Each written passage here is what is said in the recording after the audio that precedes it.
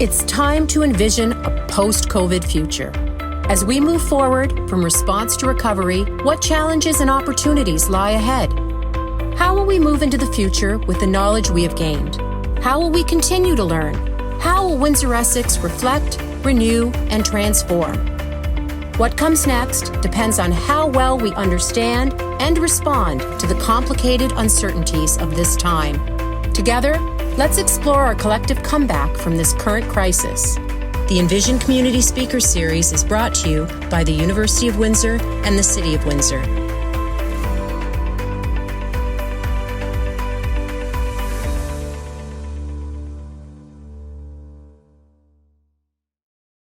Good morning. I'm Dr. Vincent Georgi. I'm the Acting Associate Vice President, External here at the University of Windsor. Welcome to our great university and our great city.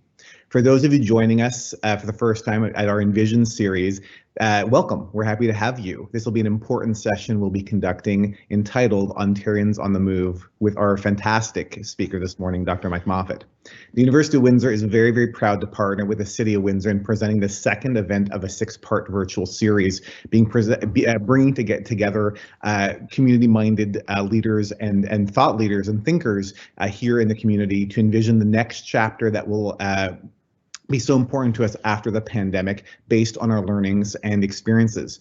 A major thanks to our partner Workforce Windsor Essex for being a sponsor of this specific speaker this morning, and thanks very, very much to the excellent work in our region that Workforce Windsor Essex does. So thanks very, very much to them indeed. Since this seminar is being held virtually, a singular land acknowledgement does not capture the richness of our distribution across many locations in the world. As many of the attendees are located in Windsor, I'd like to acknowledge the traditional territory of the Three Fires Confederacy of the Ojibwa, the Ottawa, and the Potawatomi. Attendees are invited to consider their own position with regard to the land where they find themselves. As we make this land acknowledgement, it's also important that we continue to do the work to address systemic and historic injustices that Indigenous peoples have experienced. Before we start with our formal program this morning, I'd like to bring you welcome messages from both the Mayor of Windsor, Drew Dilkins, and the University President and Vice Chancellor, Dr. Rob Gordon. Hi everyone, Windsor Mayor Drew Dilkins here. I wanted to say welcome and thank you for attending this session of the Envision a Post-COVID Future Speaker Series. And I am proud to be co-presenting the series as a partnership between the University of Windsor and the City of Windsor. This series is about inspiring. It's about learning and imagining what's ahead in our region following this pandemic. Each month, we'll be joined by nationally renowned guest speakers with expertise in areas such as business, social justice, innovation, policy, and technology. Sessions are free to attend and will look at a wide range of topics: the state and future of Canada after the pandemic, Ontarians on the move, imagining learning and equitable futures post-pandemic, COVID as a catalyst to innovation and discovery, and much, much more. This series connects to the important initiatives and links to the vision of Windsor Works, the economic development strategy Windsor City Council adopted to diversify and strengthen our economy and to support the city's future growth. Windsor Works is a roadmap for our future, and this speaker series and this partnership between the University of Windsor and the City of Windsor is part of how we get to where we want to be. Thank you to University President and Vice Chancellor Dr. Robert Gordon and to the team working behind the scenes on this series. And thanks to each of the guest speakers joining us over the next 7 months. I'm proud of this partnership that helps us go beyond recovery, moving toward envisioning how to thrive in a post-COVID world. And I'm glad you're joining us for the conversations to follow. Welcome, and thanks for being here. I'm Rob Gordon, President and Vice Chancellor of the University of Windsor. I want to thank you for your interest in the Envision, a post-COVID future speaker series, which we are proud to be co-presenting with our partner, the City of Windsor. From now through November, we'll be bringing together leaders, experts, and community members to explore the medium and long-term implications of the global pandemic on society, the economy, our work, and our lives. While the immediate response to COVID-19 continues to be a key focus for all of us, it's now time to start looking beyond that to what happens next, to the challenges, the opportunities, how we've changed, and what we've learned. What comes next depends on how well we understand and respond to the complicated uncertainties of this time. It's time to explore the landscape beyond recovering from the crisis to envision how to thrive in the emerging post-COVID landscape. There's no doubt we will continue to face many challenges on the road to recovery, but I continue to be inspired by the resilience, commitment, and generosity of our community. Although we have physically separated, we continue to face these challenges together. University of Windsor researchers are studying the effects of COVID in a myriad of ways that will help inform how we tackle future issues and challenges. Hundreds of instructors who teach at the university threw themselves into the enormous effort to move the majority of our courses online this year. Staff from across campus have shifted to supporting students and colleagues virtually and have reimagined services and programs from scratch to meet the needs of these unusual times. Our students have contributed hundreds of thousands of hours of community service throughout the pandemic. It has been an exhausting time, but through it all, there has been learning, partnership, innovation, and knowledge creation. There are many lessons we will want to take forward with us into the future. I want to thank Mayor Drew Dilkens, the team from the university and the city who have brought this program together, and all of the speakers who have agreed to be part of it. We are thrilled to be partnering on this inspiring project. I look forward to learning with all of you. Thanks very, very much, Dr. Gordon and Mayor Dilkens. I must say, as a marketer and someone interested in demographics, I've got a really strong personal interest this morning in our keynote speaker and guest, Dr. Mike Moffatt, and very happy to welcome him here to start a conversation around the housing market, population growth, and movement across Ontario, especially considering the changes that we've seen before the pandemic, but also the ones that'll be seen afterwards. And again, a reminder and a terrific thanks to Workforce Windsor Essex for bringing Dr. Moffatt to us this morning. Dr. Moffatt has recently authored a series of blogs called Ontarians on the Move 2021, where he looked at migration trends in the province. He's an assistant professor in the Business, Economics, and Public Policy group at Ivey, and is the Senior Director of Policy and Innovation at the Smart Prosperity Institute. In 2017, Mike was the Chief Innovation Fellow for the Government of Canada, advising deputy ministers on innovation policy and emerging trends, and represented Canada at G7, OECD, and Organization of American States meetings. He's also previously held the titles of Director of Policy and Research for Canada 2020, Interim Director of the Lawrence National Centre for Policy and Management, and Chief Economist for the Mowat Centre at the University of Toronto. While at Canada 2020, Mike hosted the podcast Wonk with Mike, where he talked about foreign policy with Ronan Farrow, the role of mayors with Kate Graham, the great financial crisis with Wayne Swan, Australia's finance minister during the financial crisis, and gun violence with Liz Plank. Mike has worked with politicians and policymakers of all political stripes in several countries to craft more effective public policy. From 2013 to 2015, Mike served as an economic advisor to Liberal leader Justin Trudeau. As an outside advisor, Mike played an advisory role on a number of policies, including the creation of the Canada Child Benefits, as well as policy costing and economic forecasting work for the 2015 Liberal platform. Dr. Moffatt's a Canadian economist and professor of international trade. He served as Director of Policy and Research at Canada 2020, a progressive Canadian think tank. Following Mike's presentation, we'll have a brief question and answer period. Feel free to submit via text your questions through the Q&A function on your screens, and we'll get to as many of them as we can, and we're certainly expecting tons of great questions. Without further ado, a great University of Windsor and City of Windsor welcome to Dr. Mike Moffatt. Welcome, Mike. Oh, thank you. Thank you for having me.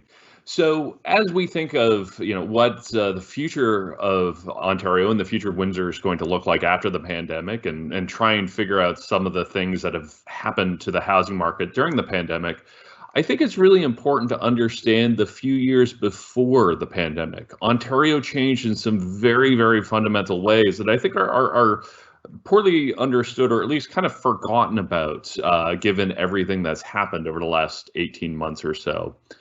So in summary, that between 2015 and 2020, Ontario's population grew really quickly, but our housing stock didn't.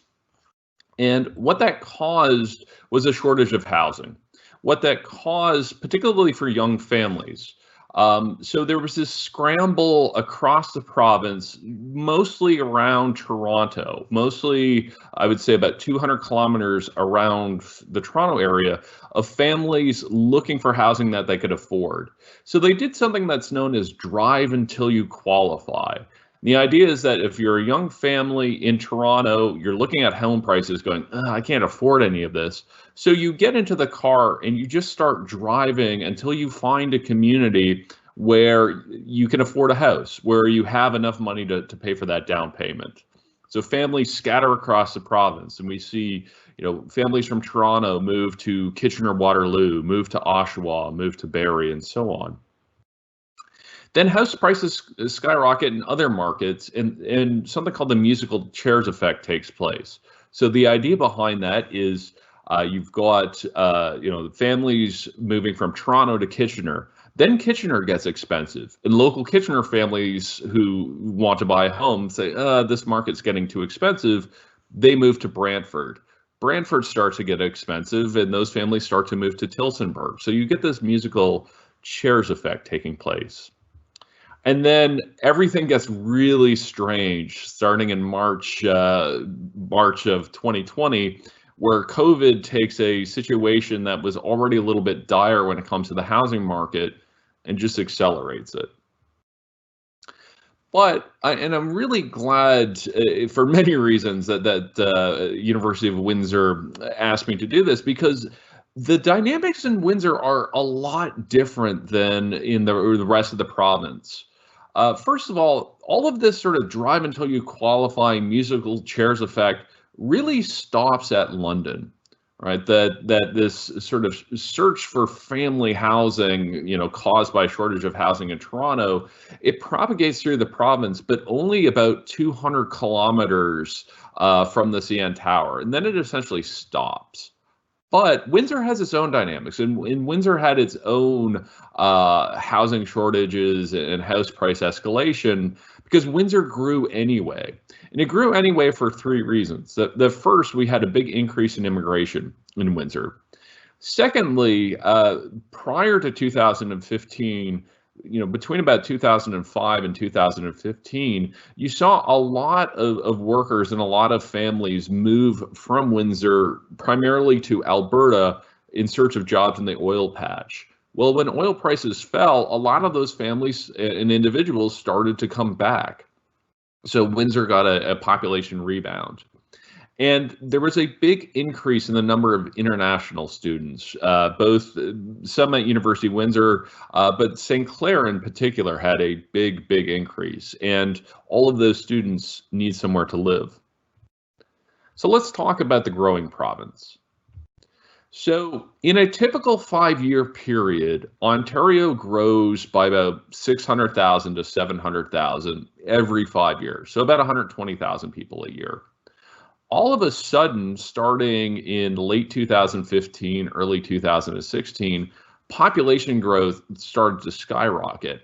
And in a 5-year period that ends just at the start of the pandemic, Ontario grew by 1 million people over that 5-year period. So we went from a province that grew by about 120,000 people a year to one that grew by 200,000 people a year. And this was largely, it was the result of a few factors. Some of it was policy related, changes to immigration policy, increased immigration targets that first started under Harper, then continued under Trudeau. We also saw big changes to the treatment of international students. We had the introduction or the expansion of the postgraduate work permit program, which allows international students to stay up to 3 years after graduation and get a job and ultimately acquire permanent residency. So across Ontario, we had a big boom in international enrollments and more driven by colleges than universities. And then finally, a bit of a Trump effect was here, that a lot of international students and immigrants who typically would have gone to the United States chose to come to Canada instead. We looked a little bit more inviting to international talent. So because of that, our province changed in some really fundamental ways. So here's a map showing population growth over that 5-year period, dark green being the areas that grew the fastest. We see that it wasn't, in fact, Toronto that grew the fastest, but it was a lot of areas around Toronto. So a lot of 905, 705 communities. Again, Kitchener grew quite a bit, London grew quite a bit. Some smaller communities. There's a dark green dot in the Niagara region. That's Thorold, Ontario, one of the fastest growing communities in Canada. Windsor was kind of middle of the pack. It grew, and it grew faster than it had historically, but didn't quite see the extreme levels of growth that we saw in a place like Thorold. But I want to stress here that it wasn't necessarily large communities that were growing the fastest. Ottawa grew quite quickly, Toronto a little less so, but a lot of the communities that grew were places of 15, 20, 25,000 people that were still in commuting distance to a Toronto, Hamilton, and so on. So here's the population growth rates for the Windsor region. And as you'll see that just like in Ontario, Windsor grew quite quickly. The Windsor region grew quite quickly, and in every local area, it grew faster in 2015-20 than it did in the prior 5 years. And some areas like Lakeshore and LaSalle actually grew faster than the provincial average. But overall, we saw more growth, and in places like Tecumseh, which had been shrinking, they started growing again. And that's a very common thing in Southern Ontario, to see communities that had been in population decline starting to grow. So where did all of these people come from? So if we look at Ontario, we didn't have a baby boom, right? So natural growth is basically the difference between births and deaths. In fact, natural growth declined. We saw an increase in the death rate as the population gets older. Births stayed about the same. So our population growth wasn't due to a baby boom. And for the most part, it wasn't due to people moving from other provinces, which is known as interprovincial growth. That went up a little bit. We had some across Ontario. We had a return of people coming from Alberta, but overall, it didn't really drive population growth in the province. The next transfer is immigration. As I mentioned, we had an increase in immigration targets that first started under Harper and then under Trudeau. And not only did we have increased immigration across Canada, but we had a higher percentage of immigrants choose Ontario, a higher proportion than in the recent past. And again, a lot of that's due to the end of the oil boom, that immigrants were choosing to come to Ontario in higher numbers instead of going to Alberta or Saskatchewan or Newfoundland. And then finally, non-permanent residents is where we see the big boom. So non-permanent residents would include temporary foreign workers, and that went up a little bit. It would include asylum claims, refugee claims that were unsettled, but most of this is from international students. And the term non-permanent is a little bit misleading because, as I mentioned earlier, a lot of the international students end up staying. They end up staying after graduation under the postgraduate work permit program, working for 3 years, and then can apply for express entry and become permanent residents of the province. And this has done wonders for the province. It's brought in a lot of really young, talented, ambitious people to communities such as Windsor. And when you look at the demographics, if we look at the age of the population, that's on the x-axis, and the number of people of a given age on the y-axis, we see two big trends. The first trend is if we look at the numbers in the 60s and 70s and so on, that's basically just the baby boomers aging. All right, the between 2015 and 2020, all of us have aged 5 years. So we've all kind of shifted 5 years on this chart. But if you look at that cohort between about the ages of 19 and 39, that big bubble, that big increase, that's your non-permanent residents and your increase in immigration. So the province has changed in a really fundamental way. We have more seniors than we did 5 years ago, again, because of the baby boomers aging. But we also have a lot more people in their 20s and 30s who are, just the age where they're looking for family-friendly housing. They're looking for somewhere to raise a family. And this has caused a lot of these dynamics. Again, you've got somebody who might be 25, 26 years old, living in a one-bedroom condo in Toronto. They get married, they often, have a child and go, you know what, this isn't going to work. We want to find somewhere where we can have a larger house and be able to raise a family. So as I mentioned, the Windsor story is different. Windsor, just like the rest of Ontario, saw a decrease in natural population growth. But in Windsor, that interprovincial story is more important than it is in other parts of the province. It actually did drive a lot of the growth in a way that it really didn't in a say, Toronto. It's a big increase in net immigration. International talent from around the world, saw Windsor, saw the quality of life, saw what was happening in the community, said, this is a great place for us to raise a family. Also, as we saw in earlier slides, we had an increase in non-permanent residents. So again, these are mostly University of Windsor and St. Clair students who are either attending school or still in the community on the postgraduate work permit program. And then finally, intra-provincial is people who had moved on net to Windsor. And this is Windsor CMA. So this includes, this includes LaSalle and other communities around Windsor. For the most part, we didn't see a big increase in intra-provincial migration. We didn't see a lot of people moving in from Toronto or Ottawa or Kitchener on net. So in a lot of communities in Ontario, that net intra-provincial number is really, really high. In Windsor, it's there, but it's not nearly as an important part of the story, as we'll see, and we can compare this to other communities. So again, to summarize, Ontario's changed a lot pre-COVID.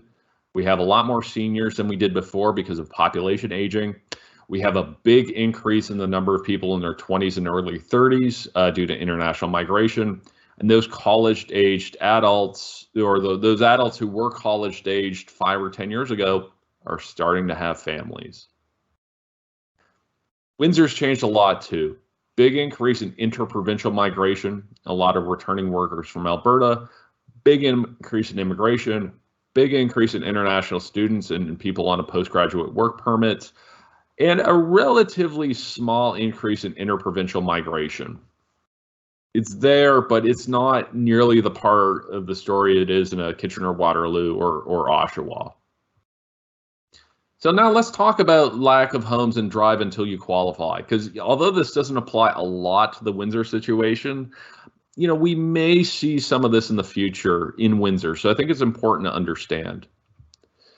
So if we look at housing completions are the bars on this graph, and this counts all types of housing. This is everything from single detached homes to apartments. This includes both owners and rentals.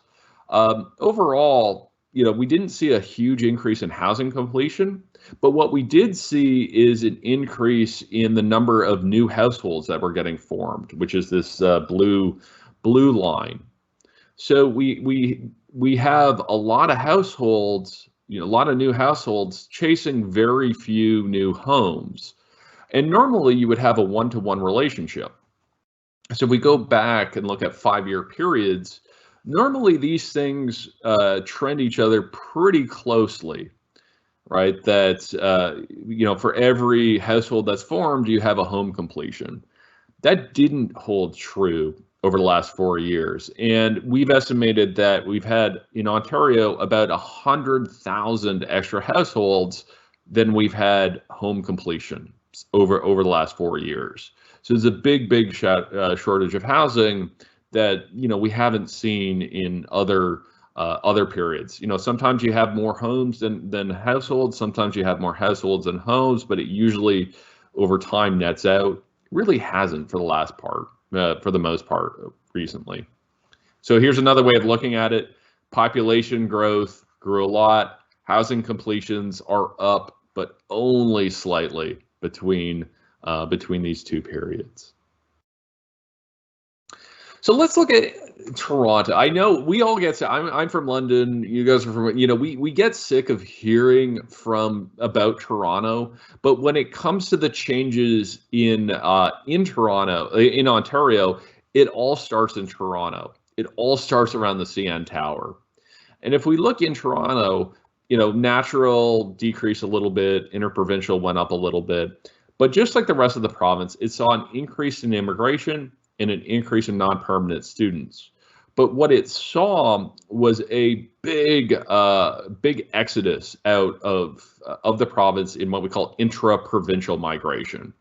So, between 2010 and 2015, Toronto lost on net about 100,000 people to the rest of the province. From 2015 to 2020, that number was closer to about 225,000 on net. So that's counting both inflows and outflows. And when we look at it, when we look at who's leaving, it's largely families. There are some seniors that are leaving, but it's a very small part of the story. The 10 most common ages for someone on net to leave the city of Toronto are between 0 and 4 and 31 to 35. The most common age on net to leave the Toronto region is 0. It's kids under the age of 12 months. That's who's leaving the city of Toronto. It's newborns and toddlers, and obviously their parents. So if we look, I've got a little map here showing where net migration from Toronto just for a single year. So the year between 2018 and 2019. If we look at where they went to, it's not all that surprising. They went north. They went north to Barrie. They went east to Oshawa. They went west to the Hamilton region and the Niagara region. They went to Kitchener-Waterloo. Number of them went to London. So on net, over a 12-month period, London saw about 1,800 people move there. The Windsor CMA was only about 225.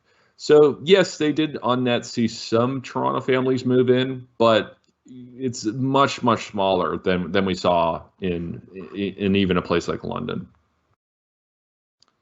So the summary drive until you qualify is that there was an exodus of young families out of Toronto. Exodus largely stops at London if we look in the southwest direction, but Windsor still grew rapidly for those reasons that we mentioned earlier. So then let's talk about this musical chairs effect. And you'll remember when I said that, when it came to Windsor, the sort of influx of Toronto families really wasn't a big part of the story. Well, if we look at Oshawa is growing, and it's almost entirely because of people moving there from Toronto. In fact, that's the only place on net that Oshawa is gaining people from, is from Toronto CMA. So that includes Mississauga and Brampton and so on. But that's why Oshawa is growing. They're seeing some immigrants, they're seeing a little bit of non-permanent residents, but they're really just booming because a whole lot of families from Toronto are moving there, attracted by quality of life and attracted by real estate that they can afford. But if you look at it as well, there are a lot of people, Oshawa is actually losing people to other parts of the province, again, on net. So non-CMA-CA Ontario is just a way of kind of saying rural Ontario. They lost in the 5 years, they lost about 4,500 people to rural Ontario. They lost 1,800 people to Peterborough, 1,700 to Kawartha Lakes, about 1,300 to Belleville, and so on. So interestingly, like Oshawa is actually losing a lot of people to other parts of the province. And the reason is simply that as those home prices started to go up in Oshawa, a lot of local residents saying, this market's getting too expensive for us. We're going to move to Peterborough. We're going to move to Belleville. And then Peterborough and Belleville start to lose people to Kingston. So what happens is that these high real estate prices tend to propagate throughout Ontario like a wave. Again, so we saw the same thing that, these families from Toronto, they moved to Kitchener. Those Kitchener families then moved to Brantford. The Brantford families would move to Tillsonburg and so on. Again, propagated through a wave, but largely, if we look in the southwest direction, that wave really only reached London. But it could extend further in the future.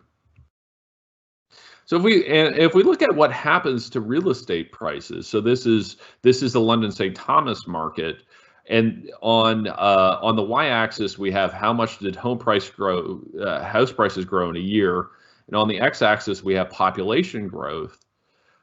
Prior to 2016, home prices would go up by anywhere from about 3 to 5% a year, and the population would grow by about 0.6% a year. Then in 2016, London started to see an inflow of residents, partly from Toronto, mostly from Toronto, but also partly an increase in Fanshawe and Western students. And then all of a sudden, London in any given year would grow by anywhere from 1.5% to 2.5% a year. And home prices would go up anywhere from about 8% to 18% a year. So this really shows the dynamics or the linkages between home prices and population growth. That was happening before the pandemic. So if we look at average composite home prices between April 2016 and April 2020, before the pandemic, we see that home prices went up everywhere, including Windsor, again, because of Windsor's population boom. But they really started going up and even more so in London and in Woodstock and places like that, again, due to this influx of Toronto families. But Windsor obviously experienced its own, big increase in real estate prices before the pandemic. So the impact of this musical chairs effect is high housing prices are transmitted across southwestern Ontario like a wave. What we saw is an increase in commuting times and distances. So we've had more people who would still be working in Mississauga, but living in Cambridge or wherever. And again, that was before the pandemic. That's obviously changed with with work from home. We saw a lot of growth where little growth had occurred before. We saw communities that had been in population decline actually, start to see an influx of young families and really revitalize those communities in some really big ways. And home prices rise everywhere, but basically the closer you were to Toronto, the more you saw a home price increase. So then we have to talk about COVID. We have to talk about just the massive home price increases that we've seen over the last year, and it's not isolated. It's not isolated to home prices. That basically pretty much any asset class you could think of has seen a price increase. So anything from stocks to bonds to, well, maybe not bonds, but stocks to commodities to you name it, and then other things as well. Like I've got this example, the Wayne Gretzky hockey card. We've seen huge increases in the price of vintage hockey cards and vintage instruments and that kind of thing. So what we're seeing in the housing market, we're actually seeing a whole bunch of asset markets that you wouldn't think would be related to each other. So what's going on? Well, part of this could be explained, particularly when it comes to the housing market, is due to the global interest rate collapse. Interest rates hit record lows across the Western world, and that allowed people to put down or to basically afford larger homes or more expensive homes than they would before. It allowed people to increase their bids. So you had these bidding wars. Work from home skyrocketed. So a lot of people who were living in a small, like a townhouse or somewhere smaller, particularly in a place like Toronto, said, you know what, if I'm going to be stuck here for a year, I'm going to go buy a second home where I can have a yard. I can, be closer to amenities and parks that I can actually go to. And the third thing that happened is that white collar professionals, people with, people who could work from home, and were in jobs that really weren't affected by COVID, financially did really well because they weren't driving to work. They weren't buying new cars. They weren't going on vacation. There wasn't much they can do. So savings rates shot up for about 30% of the population. The highest 30% of income earners saw their disposable income go way up because they were spending less. So they took that savings and they used it to buy anything from old hockey cards to new homes. So what that meant was a sharp increase in demand for residential real estate. And now, if we look at just in a year, if we go from April 2020 to April 2021, across Southern Ontario, home prices are up anywhere from 35 to 45%. And Windsor has now caught up to London and Woodstock pretty much when it comes to home prices. But I mean, just look at this graph that in April 2016, which was only 5 years ago, average composite home price is about $220,000 in these three communities.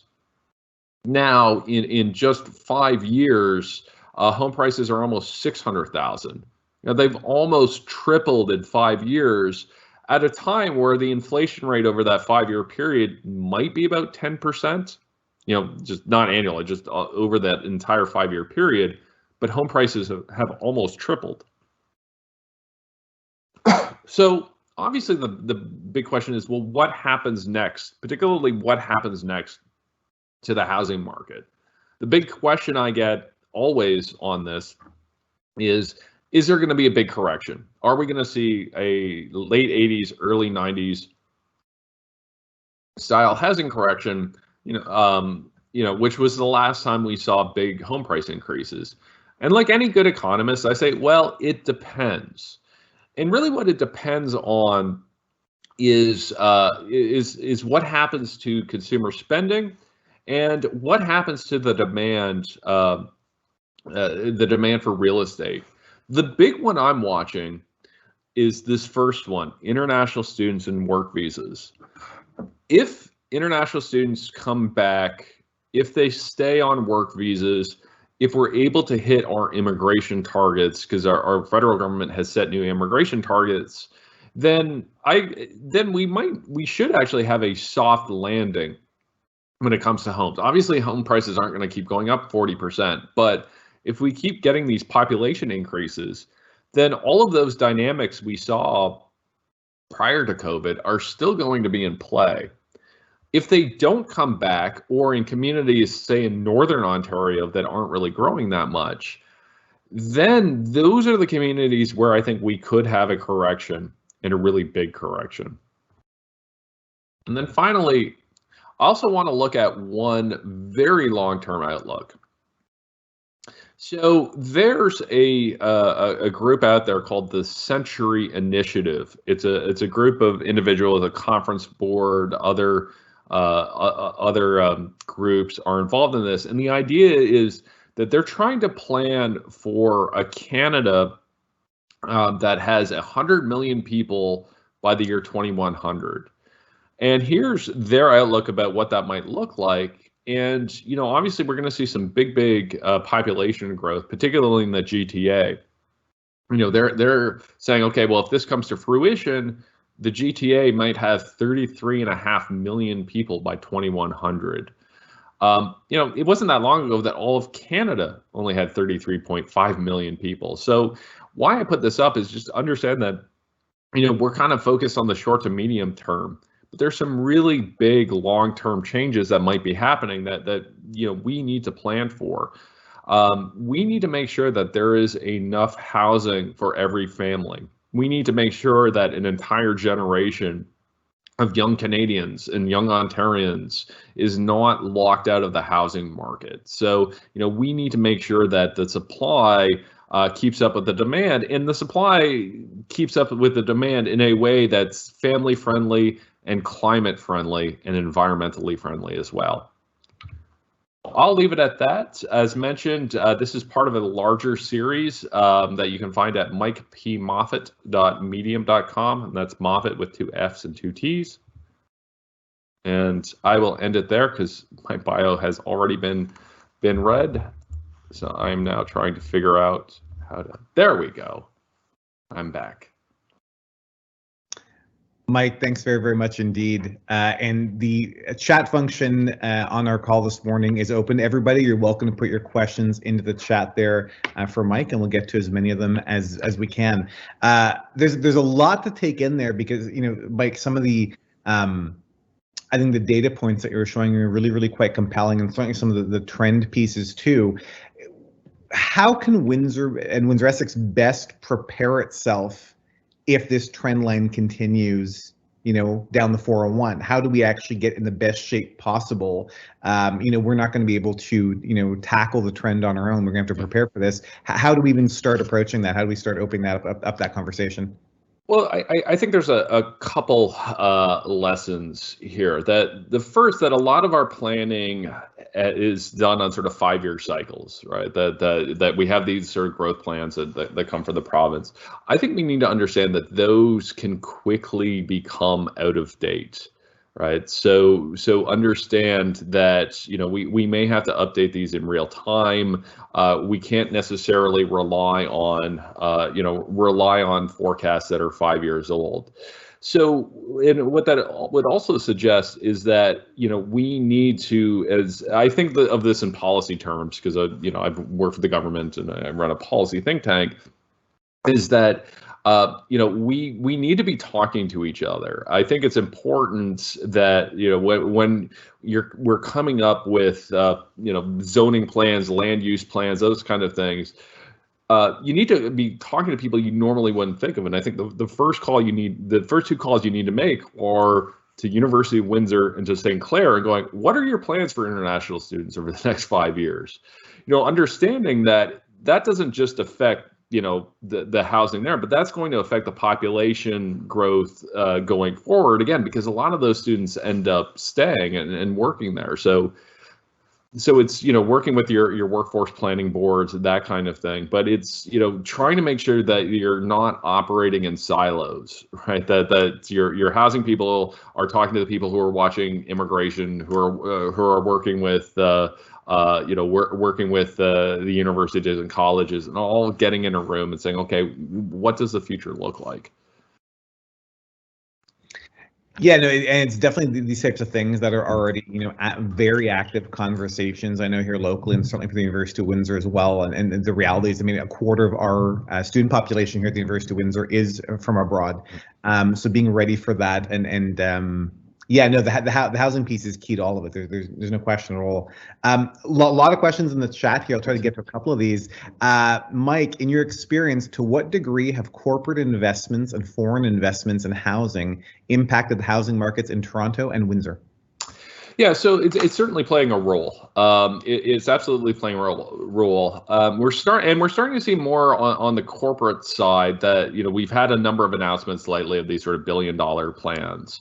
And, you know, oftentimes that these are framed against each other, like, oh no, it's not a shortage of housing, it's foreign money, or it's not foreign money, it's a shortage of housing.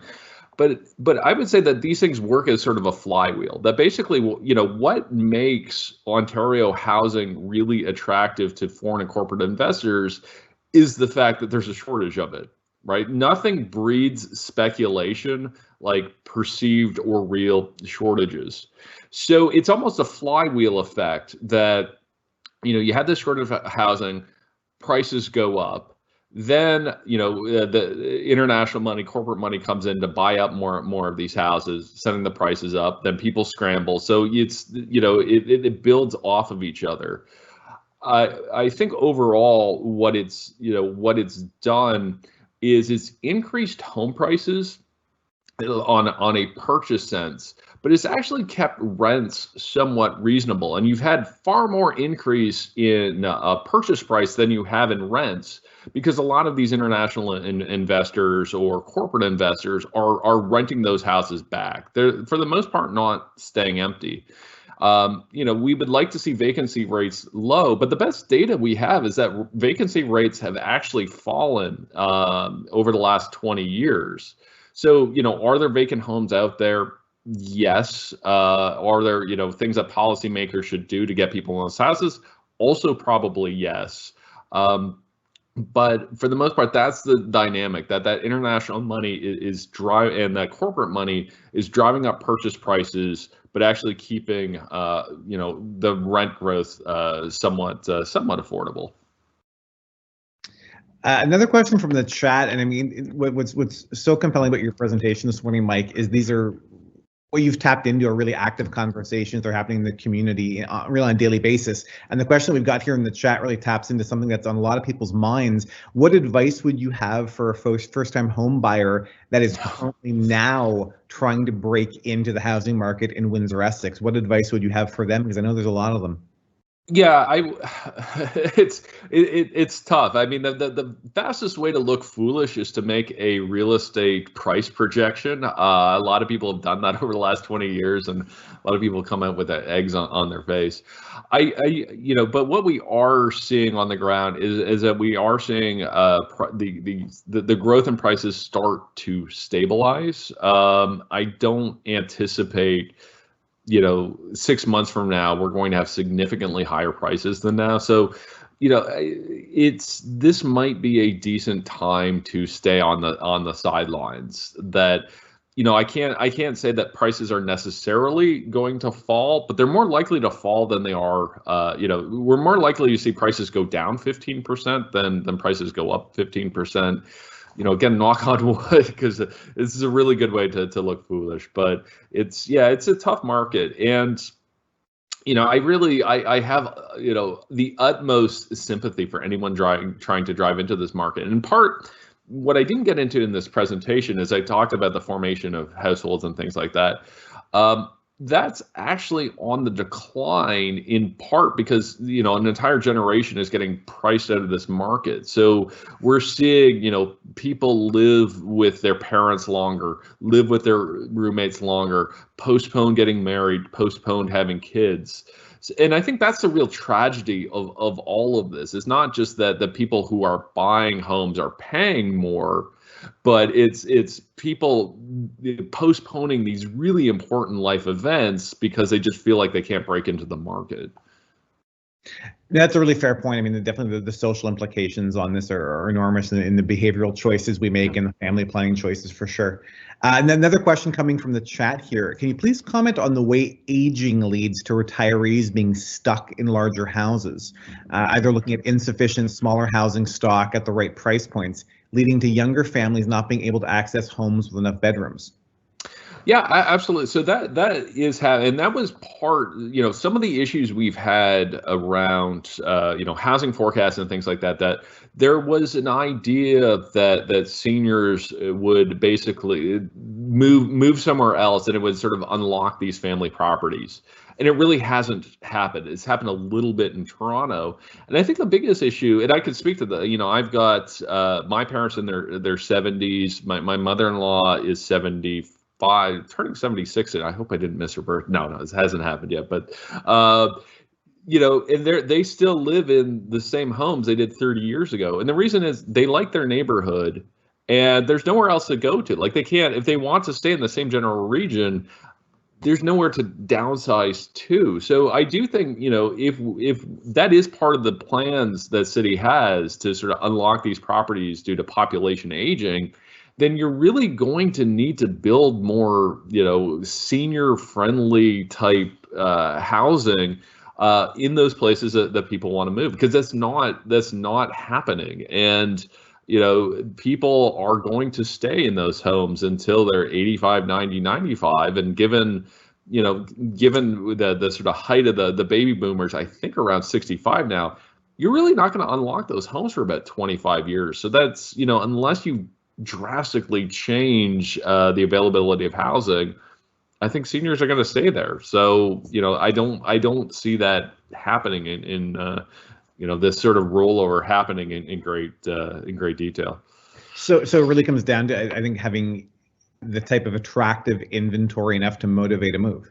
Yeah, well, that's just it. And I mean, and I'm saying that on a personal level, because I talk to my parents have threatened to move every year for the past 15 years, and it never happens. And the reason is they say, we looked, we couldn't find anything anything that we like just costs about the same as our home anyway. So why go through all the hassle?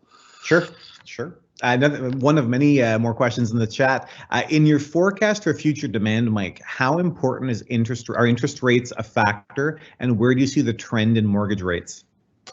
Well, mortgage rates are certainly likely to go up. And I mean, the way you can look at that is just look at 10-year, 30-year bond rates and compare those to short rates. They're suggesting that rates will go up over time, but they're also suggesting they're not going to, the most likely scenarios, they're not going to go up all that much, maybe 100, 150 points. So, let's say that happens. There's still going to be the demand for housing.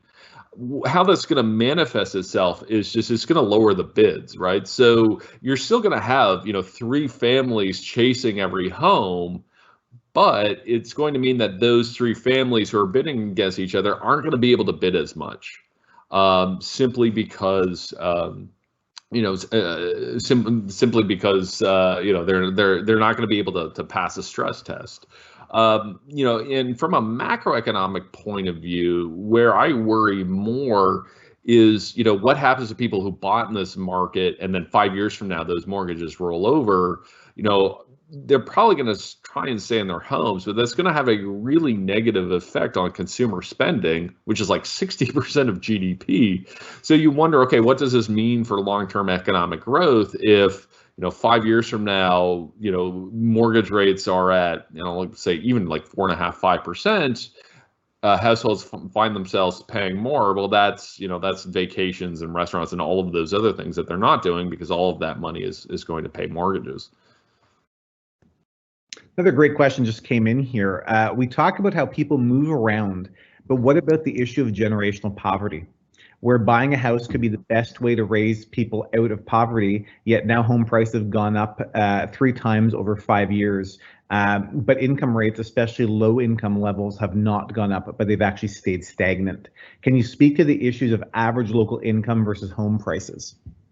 Well, no question. I mean, average incomes are rising faster than inflation, but not that much faster than inflation. And obviously, they're not rising by 150, 200% like home prices have over the last 5 to 6 years. So yeah, that's what I worry about is households essentially getting locked out of that market.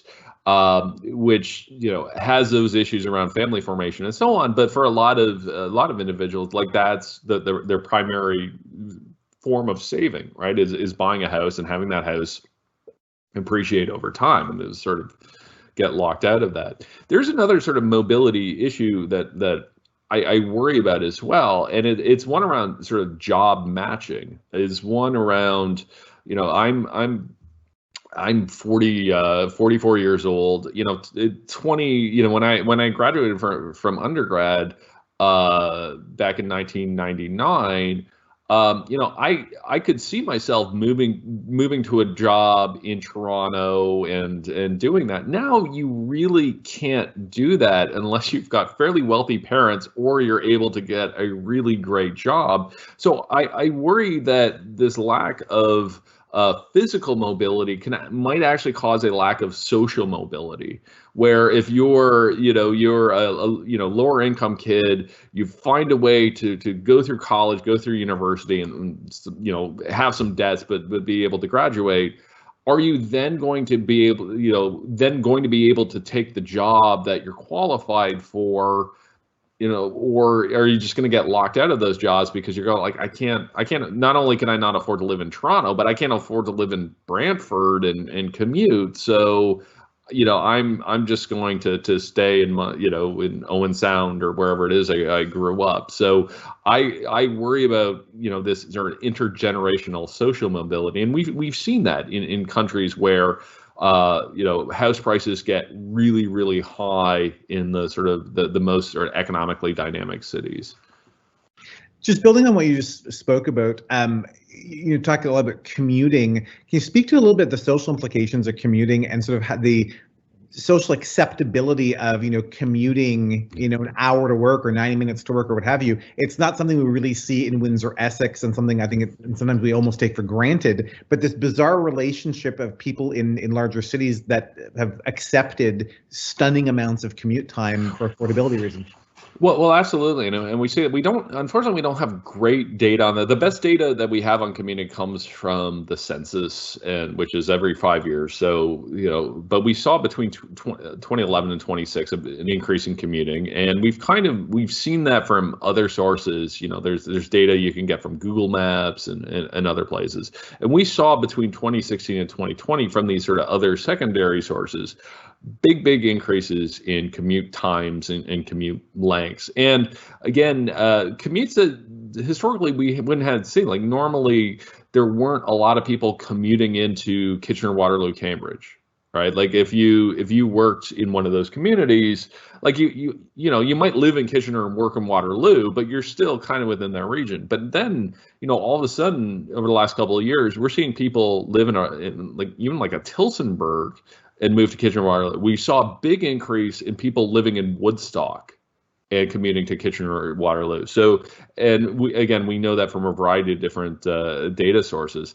And I work at an environment, like an economics and environmental think tank. So that really, for a variety of reasons, worries me. Obviously, there's just the environmental. Because a lot of this is car commuting, right? Because we just don't have the train or the intercity commuting infrastructure there in a lot of these communities. So you get the pollution that way. But also a lot of these new homes that are getting built, again, are in sort of smaller communities where there's not necessarily a lot of jobs. So you're seeing this commuting, but you're also seeing a lot of farmland in other areas get converted to housing. We're losing about 175 acres of farmland every single day to development, and that's only going to increase. We're also seeing a lot of other natural areas increase, and this is going to have big consequences in ways that we haven't really thought of. I know, for instance, a lot of Windsor and Essex County has problems with flooding. Particularly flooded basements, and I bet there's a lot of people on here going, "Oh yeah, that's an issue." And why we've had so much flooding over the last few decades is a lot of the wetlands in Essex County have been taken out over the last 150 years, and those were sort of the natural sponges to prevent that flooding. Well, now we're taking out even more of those, coupled with the fact that we're probably likely going to get more precipitation in the Windsor region as temperatures increase. You get you get basically more evaporation off the Great Lakes comes over the Windsor area. So when I look at the effects of all this development over the next 20, 30 years, I really worry about what this means for flooding issues in Windsor, because you're going to have an increase in precipitation. And also, we're taking away a lot of the land that has historically been able to soak up that excess precipitation. It's a lot to digest. I know definitely there's members in the community that can relate to the flooding basement issue for sure. Another question in the chat here coming from Loretta. In my neighborhood, I'm starting to see not just house flipping, but adding a second floor before flipping the house. Obviously, this is driving up prices in my neighborhood. Is this common in southwestern Ontario? Are we going to start seeing fill-ins as Calgary experienced a decade ago? Do you expect this will make an overall difference in local pricing? Yeah, I think we are going to see that, and a lot of that is dictated by zoning rules. But if we look at there are communities that have been able to deal with population growth and infill by these sort of secondary suites, things like that. So Edmonton, for instance, really changed a lot of its zoning to allow for these sort of secondary and basement suites and other things like that, and has not seen the price increases that other communities have. It's kind of kept a lid on these things. And I think we're probably going to see that in communities. There's going to be that pressure there. Obviously, that local residents are going to have concerns about what that's going to mean for noise and traffic and so on. So, that's going to be a very difficult issue for municipal governments and municipal politicians to navigate. I do not envy them. That's why I do this job and not their job. But yeah, I think, different communities are going to respond to this in different ways. And I think one of the things we are going to see is changes around zoning, more laneway suites, more secondary suites, in order to help sort of, allow people to live closer to where they work. Mike, can you comment on all this population movement and its impact on provincial and local economies specifically? Yeah, I think overall it's, there's a lot of challenges here. And, I always worry when I give these presentations that I'm saying, like everything is so negative and there's so many challenges. But when you look at it, it's a lot of really nice problems to have. A lot of it is, for instance, we had been worried for decades that what's going to happen to the workforce as all the seniors age, and we're going to have a high proportion of seniors and not that many working age people. Well, we've kind of been able, again, through international students in the postgraduate work program and immigration, we've been able to deal with that. So we've actually been able to increase our workforce, increase the number of family-age people, and get a lot of talent that's really been helping our businesses, at a provincial-wide level. So, at sort of a macro level, that change in demographics has really helped and has allowed us to, be able to find workers to replace the ones that are retiring. At a local level, I think where you see it most, again, is these sort of smaller communities that had been in population decline. So I think of Florence, Ontario, just in the Chatham-Kent area. It's where my dog is from. You had been in big population, sort of natural population decline just due to population aging. You're seeing an increase now, and not just an increase in population, but an increase in younger families who, they're having kids, and that's keeping the schools open. There are a lot of rural schools that were in danger of closing, but now you're seeing these young families come into the community. It's keeping the schools open. It's keeping the restaurants open. It's revitalizing Main Street. So, while I worry about these sprawl issues, it's also done some really great things for small town Southern Ontario. So, there's challenges here, but there's also a lot of opportunity and a lot of benefit. No, for sure there is. No, for sure. Again, a lot to unpack with all the different implications of all this. There's so many factors to it. Question in the chat here from Fraser. What is the potential impact on incomes? Windsor saw relatively flat income growth, but 1 to 2% over the last 5 years, after a decline between 2005 and 2015. Even with a correction in housing, affordability was a challenge for many prior to the recent surge in price and population. So a comment on that, on income? Yeah, so and that's definitely been a challenge. Now, interestingly enough, as we saw over the last 10 to 15 years, where we've seen income increases in Ontario are in communities that built a lot, and it wasn't just that construction incomes went up, which they did, but then all the sort of ancillary benefits. So I think there's a real opportunity for the Windsor market here to build not just the homes that are needed, but the schools, the parks, the amenities, all of these great things. That's going to create jobs and rise incomes, because really at the end of the day, that's what raises incomes. It's employers having to compete with each other for talent. So if we can use this growth, that's going to increase, absolutely increase wages. And, housing aside, I'm also very optimistic about the future of the manufacturing sector in Ontario. I've got another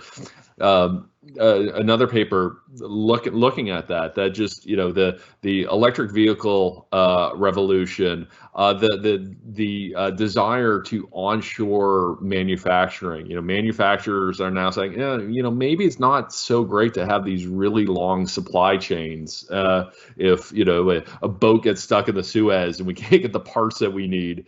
So I'm incredibly optimistic about the next 10 to 15 years for the Windsor region. Partly because of this influx of talent and what that's going to mean for the housing market, but just all of the stuff that we're going to need to build to hit our climate targets in 2030 and net zero by 2050.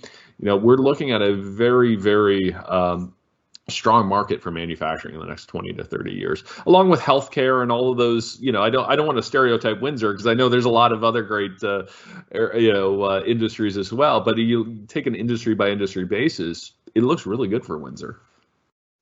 Oh, and agri-food. Don't let me forget agri-food. That's another one that there's the market for tomatoes is only going to go up. So it is good to know.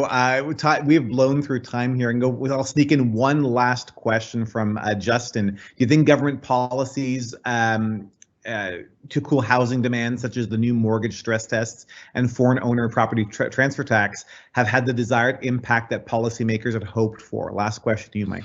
I don't think they've affected too much. Well, it was funny. A lot of those policies came into effect of 2017, and what we saw back in 2017 was they certainly cooled off the Toronto market. And we had a correction in the Toronto market, but what happened was a lot of those Toronto families who would have bought in Toronto in 2017 goes, well, now I can't pass a Toronto stress test, so they ended up moving to London. So it didn't so much eliminate these issues as it just kind of kicked it down the 401. But I do think we are going to see more policy, particularly at a provincial level, around, there's talk of, vacant home tax, talk about changes to foreign investment. I think those things could be helpful. I don't think they're going to be quite as transformative as some believe. And we see that, like, Vancouver and British Columbia have already done a lot of these things. It's helped a little bit on the margin, but it wasn't these big transformative changes that some had predicted.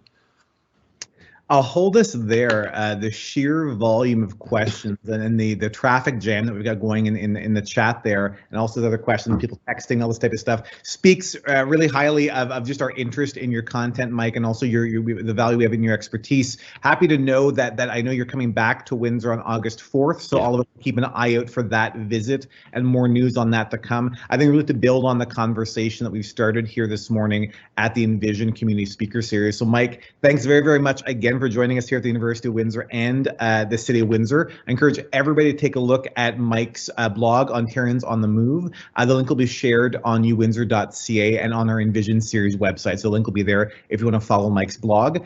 Big thanks to our virtual audience at home or at work right now. We'll be drawing another prize from today's attendees for a $200 University of Windsor and City of Windsor prize package. And a very big thanks again to Workforce Windsor Essex for bringing Mike to us here and for working with us on this fantastic way to kickstart a really good Thursday morning with a really, I think, fulsome discussion. Our next session will be headed to session 3, which will be taking place on Thursday, August 5th. As part of our speaker series, we'll be welcoming our very own alumni, Dwayne Matthews, where he'll be chatting about education, the triumphs and challenges and learnings ahead beyond COVID. RSVP information will be there to follow. Surely another great session in our speaker series. On behalf of everybody here on the chat this morning, Mike, again, thanks very, very much for being our guest, and we will see you soon. Everybody have a great day, and thanks very, very much for joining us.